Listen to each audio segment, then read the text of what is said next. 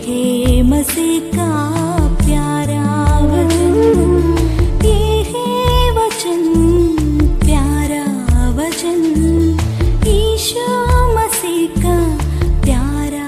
परमेश्वर के धन्य नाम की महिमा हो। प्रभात मनन के सत्र 1646 में आप सभी का बहुत ही विनम्रता के साथ स्वागत करता हूं। आइए आज के मनन के लिए हम पढ़ते हैं तीतुस अध्याय 1 पद 7। क्योंकि अध्यक्ष को परमेश्वर का भंडारी होने के कारण निर्दोष होना चाहिए, न हठी, न क्रोधी, न पियकर, न मारपीट करने वाला और न नीच कमाई का लोभी हो। पिछले दिन हम ये देखे थे कि अध्यक्ष अथवा कलीसिया के अगुवे को वचन की मूल शिक्षा के मामले में विश्वास योग्य होना चाहिए, क्योंकि वे परमेश्वर के भंडारी हैं। कलीसिया के सदस्यों को वचन की मूल शिक्षा में मजबूत करना हर एक अगुवे का प्राथमिक जिम्मेदारी है, ताकि विश्वासी संसार के पापों में ना फंसे और वैसे ही झूठी शिक्षाओं के चंगुल में ना फंसे। आगे पौलुस ये बता रहा है कि अगुओं को क्या नहीं होना चाहिए। 5 बातें इस भाग में पौलुस सूचित किया है। अध्यक्ष हठी, क्रोधी, पियकर, मारपीट करने वाला और नीच कमाई का लोभी नहीं होना चाहिए। इस सूची से हठी नहीं होने के संबंध में कुछ बातें मैं आज के मनन में बताना चाहता हूँ। इस पद में इस्तेमाल किया गया हठी शब्द के लिए मूल भाषा यूनानी में उपयोग किया गया शब्द अवताड़े है, जिसका अर्थ सेल्फ प्लीसिंग अथवा केवल खुद को खुश करने वाला है। वास्तव में कोई हठी हो जाता हो तो इसलिए है कि वो व्यक्ति स्वयं को खुश रखने की इच्छा की समस्या के अधीन है। स्वयं को खुश रखने का मतलब है कि हर बात में ऐसा व्यक्ति खुद को ही या अपनी इच्छा का ही प्राथमिकता देना पसंद करता है। यह स्वभाव वास्तव में 2 प्रकार की खतरनाक मानसिक अवस्था की नतीजा है। इन खतरनाक मानसिक अवस्थाओं को अंग्रेजी में सुपीरियोरिटी कॉम्प्लेक्स और इंफीरियोरिटी कॉम्प्लेक्स कहते हैं। सुपीरियोरिटी कॉम्प्लेक्स को हम हिंदी में श्रेष्ठता की भावना कह सकते हैं। सुनने में ये भले अच्छा लगता हो, परंतु ये बहुत ही खतरनाक एक मानसिक अवस्था है। जो व्यक्ति सुपीरियोरिटी कॉम्प्लेक्स से पीड़ित है वो हमेशा अपनी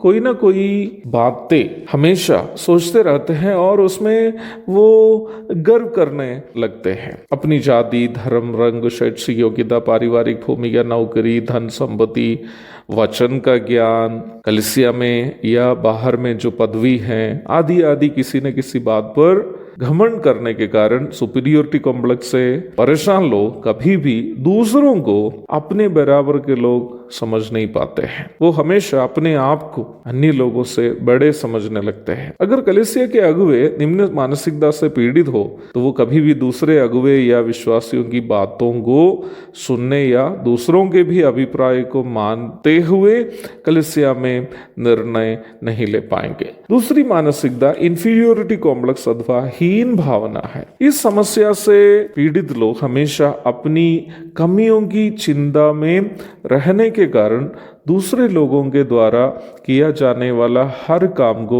इस प्रकार समझेंगे कि अपने को मजाक करने के लिए दूसरों ने ऐसा किया है। उदाहरण स्वरूप बोलूं तो मान लीजिए कि एक व्यक्ति सांवला है और अपने सांवलापन के कारण हीन भावना से वो परेशान है। ऐसे एक व्यक्ति के सामने यदि आप कोई चीज के काला रंग के बारे में बोलेंगे तो वो व्यक्ति नाराज होने की संभावना है, क्योंकि वो व्यक्ति सोचेंगे कि आपने कोई चीज की जो है काला रंग के बारे में बताया है तो उसको मजाक करने के लिए बताया है। जो व्यक्ति इंफीरियोरिटी कॉम्प्लेक्स अथवा स्वयं में हीन भावना से परेशान है वो कभी भी अपनी कमी का अंगीकार नहीं करेगा। यद्यपि वो अपने कमी के बारे में एहसास करने के कारण परेशान हो, परंतु वो आम तौर पर दूसरों के सामने अपनी कमी का अंगीकार नहीं करेगा। उल्टा दूसरे लोगों की कमी घटिया हमेशा ढूंढते रहेंगे और दूसरों की बदनामी करने में आनंदित रहेंगे। इन दोनों मानसिकता एक प्राचीन में नहीं होना चाहिए ताकि वो हठी ना बन जाए। फिर एक अगुवे किस मानसिकता के होना चाहिए, मैं पौलुस के ही जीवन से उदाहरण देना चाहता हूँ। कुरिन्थ कलीसिया में एक विश्वासी जो व्यभिचारी था, पहला कुरिन्थ 5 की 1 पढ़ लीजिएगा। परंतु कलीसिया उस व्यक्ति के हीन पाप को बर्दाश्त करती जा रही थी।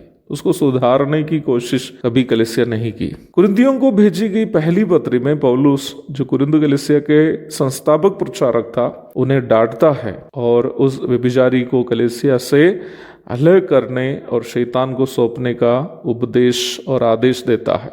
पहला कुरिन्थी अध्याय 5 पद 4 और 5 पढ़िएगा। अर्थात पाप में जीवन बिताने वाला विश्वासी के ऊपर अनुशासन का कदम उठाने की आज्ञा देता है। अर्थात एक प्राचीन को अपने जो मंडली के कोई सदस्य पाप में जीवन बिताते हुए देखेंगे, अवश्य उस व्यक्ति के पाप का एहसास उन्हें दिलाना चाहिए ताकि वो व्यक्ति सुधर जाए। अगर वो नहीं सुधर रहा हो तो उसके ऊपर अनुशासन का कदम उठाना चाहिए।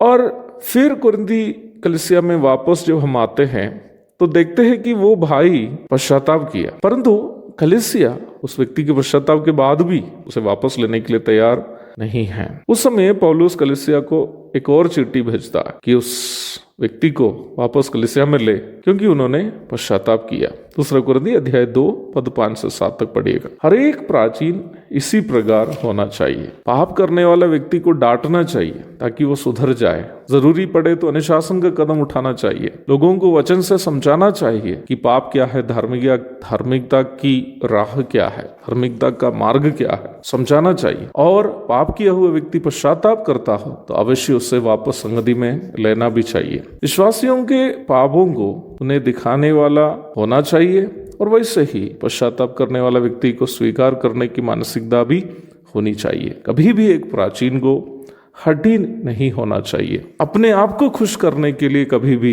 एक प्राचीन निर्णय लेने वाला नहीं होना चाहिए। जब भी प्राचीन या अध्यक्ष कलीसिया में कोई कदम बढ़ाता हो, निर्णय लेता हो, तो हमेशा सदस्यों की आत्मिक वृद्धि को मद्देनजर रखते हुए ही लेने वाला होना चाहिए। हठी नहीं होने का मतलब यही है। एक और शुभ दिन की धन्य कामनाओं के साथ आज का मनन मैं यहाँ समाप्त करता हूँ। प्रभु आप सबको आशीष दे। आमीन।